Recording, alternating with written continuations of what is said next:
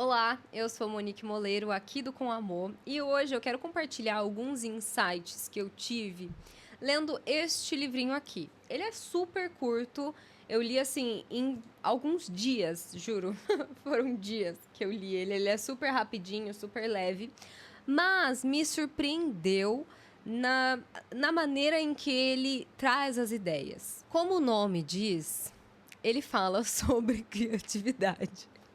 E assim, pra quem me acompanha, me vê lendo já há algum tempo sobre criatividade. Então, eu sempre estou com um livro que fala sobre criatividade na mão. Eu leio atualmente vários livros ao mesmo tempo e assim, 90% do tempo tem algum deles que é sobre criatividade. Então é um tema que eu já li bastante sobre, mas mesmo assim, sempre tem alguma coisinha nova, alguma coisa diferente. E como eu disse, nesse caso, é uma abordagem diferente, porque às vezes a gente, e talvez a magia seja justamente essa, de você falar da mesma coisa sob uma ótica diferente, sob o seu ponto de vista, sabe?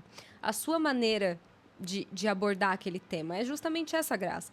É justamente, inclusive, o que a gente tenta fazer na criação de conteúdo, né? Muitas pessoas falam sobre você pegar o seu tema, ter um raciocínio ali, uma ideia e pensar em diferentes formas de falar a mesma coisa.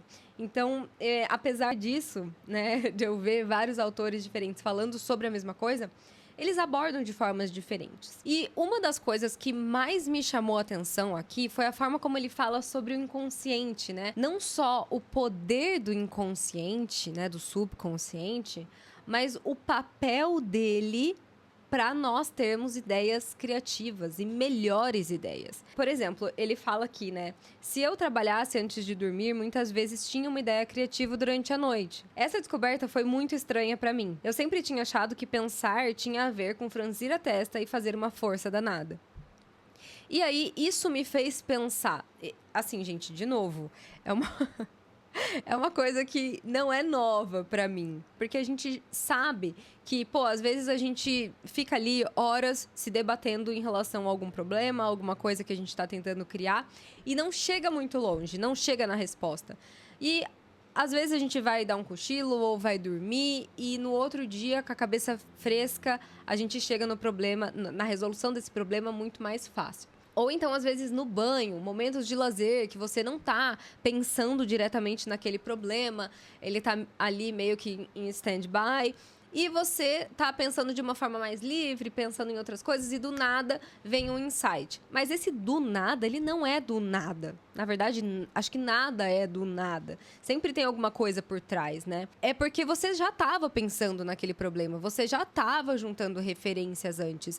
E aí, o seu inconsciente, ele tá ali trabalhando, e é justamente essa perspectiva que ele traz que eu achei muito interessante. Do nosso inconsciente, subconsciente, estar trabalhando mesmo que a gente não tenha consciência disso. Porque talvez, para quem esteja muito ligado na criatividade e exerça muito a criatividade no dia a dia, no seu próprio trabalho e tudo mais, talvez tenha esses períodos de ócio com certa consciência de que aquilo é necessário para realizar o trabalho. Mas muitas vezes a gente faz isso meio que por necessidade, ou por exaustão, ou porque você tá cansado e foi dormir, ou porque é final de semana e você vai passar um tempo com a sua família e etc, né?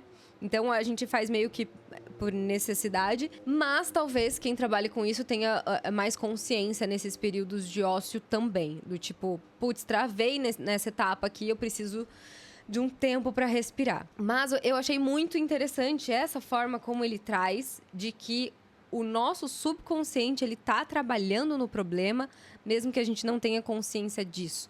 Como a fisiologia do nosso corpo mesmo. A gente come e os processos fisiológicos para digerir aquele alimento, eles estão acontecendo mesmo que a gente não tenha consciência daquilo. A gente não precisa fazer força para o nosso estômago digerir e ali fazer o processo, o intestino digerir, absorver os nutrientes, etc e tal.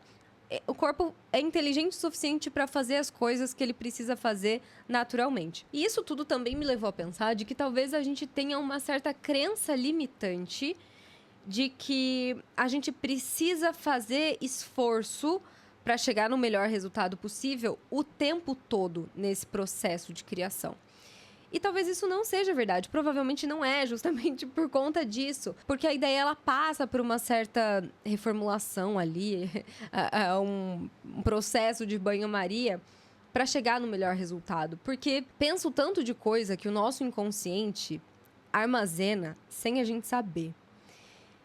As memórias que muitas vezes a gente nem sabia que tinha. Isso eu passo muitas vezes, assim, com a minha irmã, por exemplo. Coisas que ela vai contar da nossa infância e eu falo, caramba, eu não me lembrava disso, eu não me lembrava desse detalhe, eu não me lembrava dessa pessoa. Como que é o nome dela mesmo? E aí, enfim, a gente descobre memórias que estão ali guardadas, mas que a gente não se lembra conscientemente. Então, eu fiquei pensando nisso também, sobre o quanto o nosso trabalho precisa de respiro, mas o quanto muitas vezes a gente tem essa crença limitante de que o tempo inteiro a gente precisa estar com foco ali no trabalho, e isso provavelmente não é verdade. Outra coisa muito interessante em relação a isso, inclusive, deixa eu fazer aqui um pedido, que se alguém conhecer algum livro, algum conteúdo que fale mais sobre essa relação do inconsciente com a criatividade, processo criativo, deixa nos comentários, por favor, que assim, esse é um assunto que me fascina.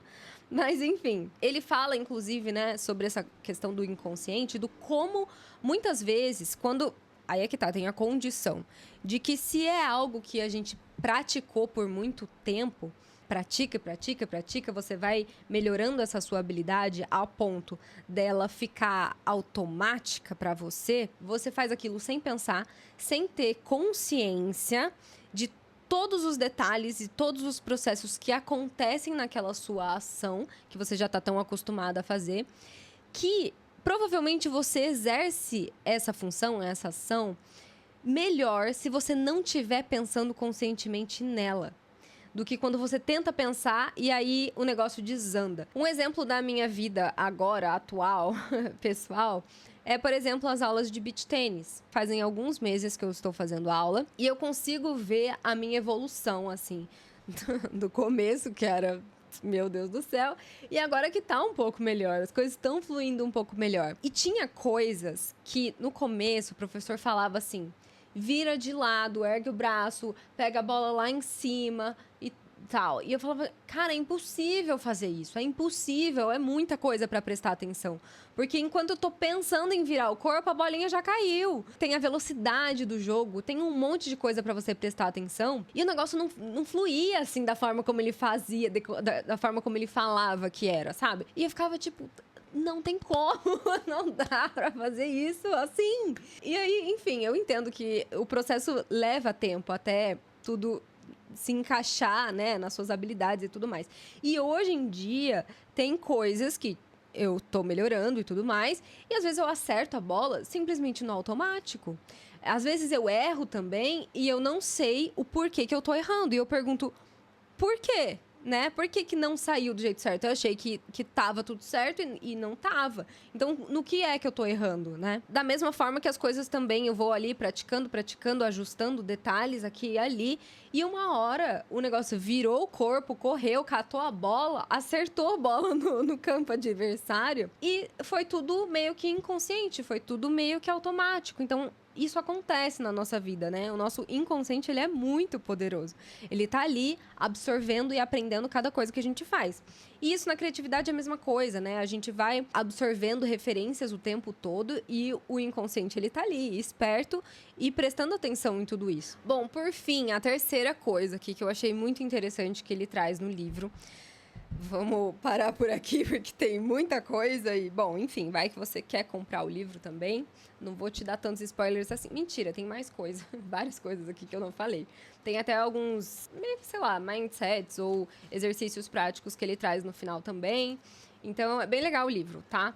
Mas, enfim, a última coisa que eu queria falar é sobre... Ele cita uma pesquisa aqui e ele quebra também um outro preconceito, eu acho, sabe? Que a gente tem, e outra crença limitante, em questão a decisões. Era um estudo ali com arquitetos e que os arquitetos mais criativos, eles adiavam tomar decisões o máximo que podiam. E eu achei isso muito interessante, porque às vezes a gente tem essa visão de que, pô, a pessoa tá procrastinando tomar aquela decisão, ou ela tá com medo de tomar a decisão, ou essas pessoas são, por definição, né, indecisos e tudo mais.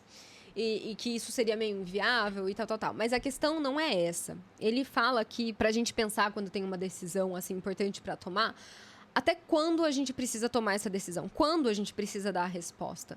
Porque se você tem um prazo, e geralmente a gente tem, por que a gente daria essa resposta antes?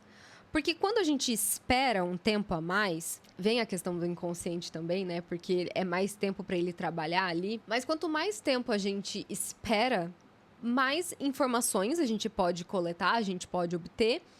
E ideias novas podem surgir para aquela resolução de problema. Que se a gente tivesse tomado a decisão de bate-pronto, ou em menor tempo, a gente não teria aquela ideia. Ou teria a ideia depois e não teria como executar, porque a decisão já teria sido feita. E a questão é, por que a gente tomaria a decisão antes do tempo? Ele diz que quando existe essa decisão em aberto, gera uma sensação de desconforto, né? Uma certa ansiedade. Porque precisa de uma resposta. Tem um negócio em aberto ali. O ser humano, ele precisa fechar as coisas, dar uma resposta a questões abertas. A gente tem dificuldade em lidar com isso. Então, muitas pessoas cedem a essa pressão, a esse desconforto e dão uma resposta logo só para dizer que resolveu o problema, entende? Então, ele diz que as pessoas criativas, elas são um pouco mais capazes, tolerantes com esse desconforto. E é isso por hoje. Eu acredito que essas foram, assim, acho que 3, né? 3 coisas que eu citei aqui que ele traz no livro, bem ligadas a essa questão do inconsciente no papel da criatividade, mas são 3 olhares diferentes que eu ainda... Assim, o primeiro deles e tudo, eu até já tinha pensado, já tinha visto em outros lugares, mas ele traz de uma forma que me fez olhar diferente para essa questão também. E esse último ponto aqui que eu trouxe sobre essa questão das decisões, do desconforto em relação a isso, era algo que eu nunca tinha visto em nenhum outro lugar. E eu já li vários livros sobre criatividade. E eu achei isso muito legal, assim, porque era um livro, criatividade, eu já li vários. É um livro que tem, gente, acho que ele não tem... Eu ia falar que ele não tinha 200 páginas, mas ele tem 100. Ele tem 100 páginas. E é um livro, assim, que pula páginas bem rápido. Não tem 100, não. Tem 105. Mas ele pula várias páginas, assim, ó. Tipo, é uma página inteira pra dar um título ou uma seção, né, do livro. Outra página inteira em branco pra pular pro outro tópico. Então, ele tem várias páginas em branco, assim, sabe? Então, são 100 páginas de livro, mas... é menos do que isso. E mesmo assim, eu consegui olhar para a criatividade, para o processo criativo de uma forma diferente. Foi um livro muito interessante que me surpreendeu bastante. Inclusive, vou deixar o link aí na descrição para quem se interessar também. Eu espero que, da mesma forma como esse livro abriu a minha cabeça, eu tenha aberto a sua. Inclusive... para que talvez a gente possa ser um pouco mais paciente em relação aos nossos processos criativos. Espero que você tenha gostado e eu te vejo no próximo vídeo. Beijo, tchau. Quanto tempo faz já que eu tô aqui?